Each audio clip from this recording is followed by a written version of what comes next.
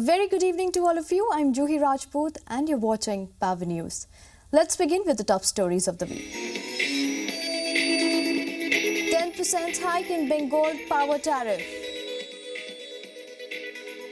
Coal price hike will push up power cost, says Mamata Banerjee. Coal pile-up not due to rake, says Railways. No shortage of coal at power stations, claims Coal Minister. Adani Power likely to purchase and expand power plants in Nigeria. Reliance Power in talks with Shell for LNG venture. China cautions its solar companies on India's anti-dumping probe. Adani Group commissions country's largest solar project. And NTPC signs PPA for 50 megawatt solar PV with Madhya Pradesh. And now the news of the week. Power distribution companies are afraid of financial ruin as a recent government directive allowing industrial consumers to buy electricity directly from producers and traders will eliminate a third of their income, leaving no room for cheap consumable farmers and retail consumers. The Law Ministry's decree in step with international practices cheers industrial buyers who complain power rates in India are abnormally high. But state utilities said small consumers face a tariff shock if high-paying clients migrate.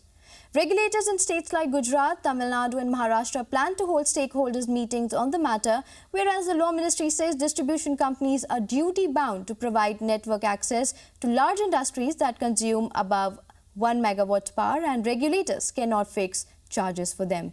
To talk on the subject in detail, we have with us Mr. Ramesh Narayanan, CEO BSES Yamuna, Professor Atmanan, Dean MDI Gurgaon and Mr. Jayant Deo, CEO IEX. Good evening all of you and welcome to Power News. Mr. Narayanan, power distribution utilities fear financial disaster as a recent government directive allows industrial consumers to buy electricity directly from generators and traders. For DISCOMs, almost 30% of the revenue comes from consumers using more than 1 megawatt.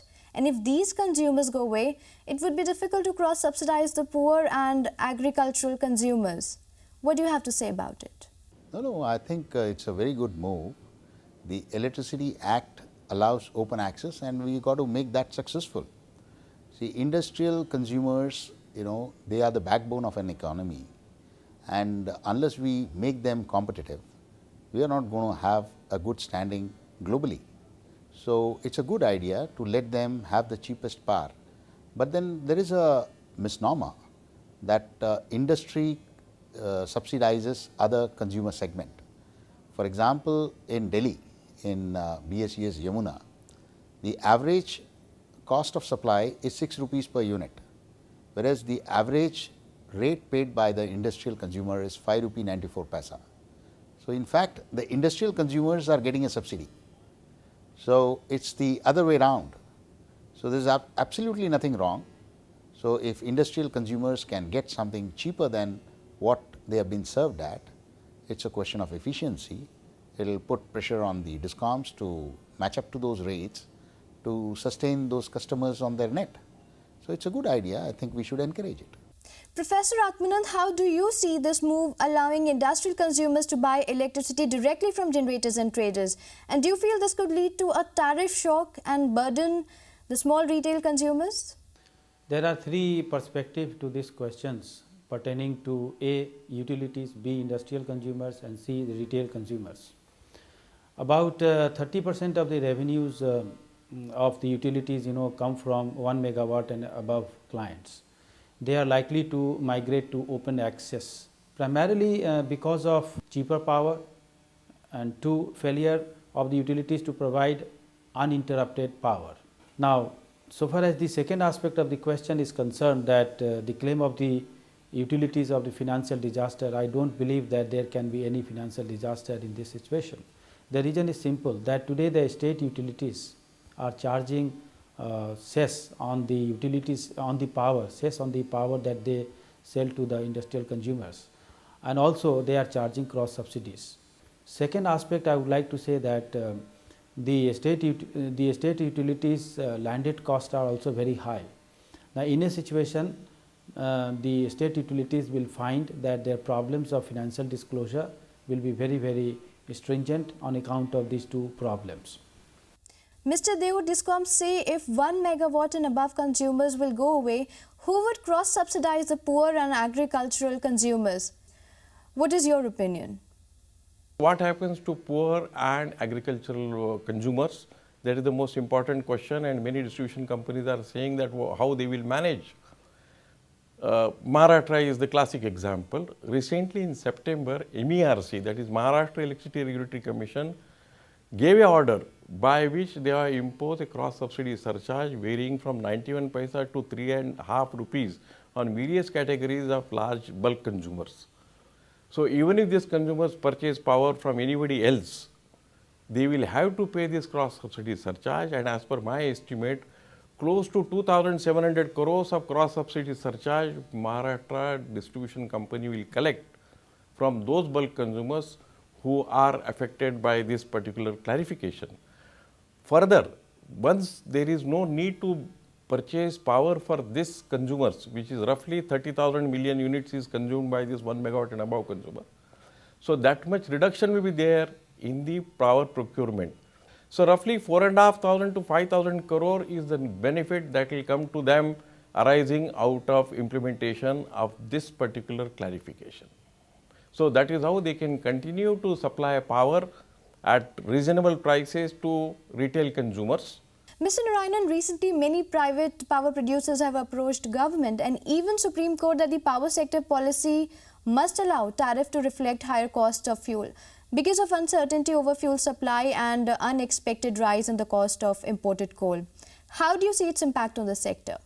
Well, I think, the cost escalation just because too many generators chasing up too little coal is not a good idea. We got to understand the demand supply situation. We got to push up production of coal, and we got to be containing this input cost.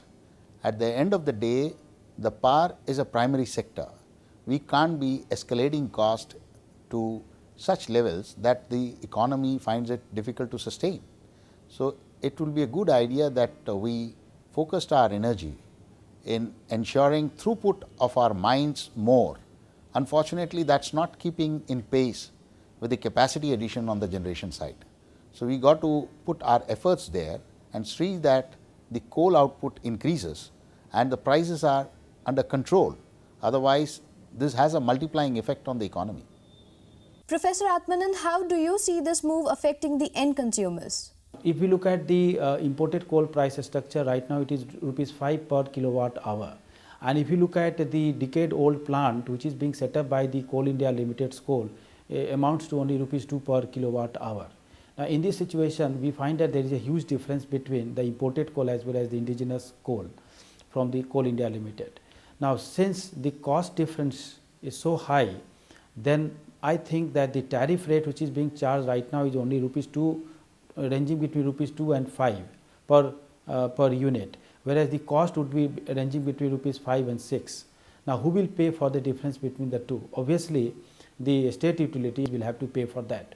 In a situation when the tariffs are likely to be very high and will be quite burdensome for some existing utilities, I would like to see that the gap between the average cost of supply of power and the average revenue being earned by the generating companies is very, very high, which is around rupees 1 or rupee 2 per unit. That gap has to be reduced. Mr. Deo, if power sector policy allows tariff to reflect higher cost of fuel, what would be its larger impact on the sector as a whole? This clarification with which we started talking has made two sets of consumers. One who have a choice of supplier. For him, there is no more tariff applicable. They will be coming under price regime, perhaps market-driven price regime they are coming. So for them, whatever inputs are decontrolled, like gas and coal prices are decontrolled. So naturally, the power prices are also required to be decontrolled. And this is what the Act and the clarification is saying for this group of consumers, which are only 15,000 in numbers out of 20 crore consumers in the country of electricity.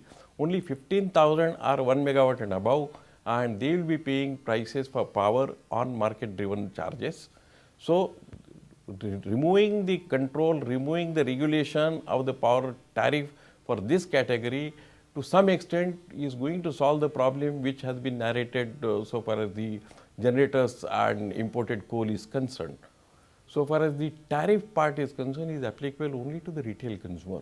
That is roughly 99.99% of the consumers continue to be retail consumer, and they consume roughly about 60 to 70% of the power, and that needs to be given by tariff, but there also on monthly basis there should be a pass through for the increase in the cost of fuel, increase or decrease.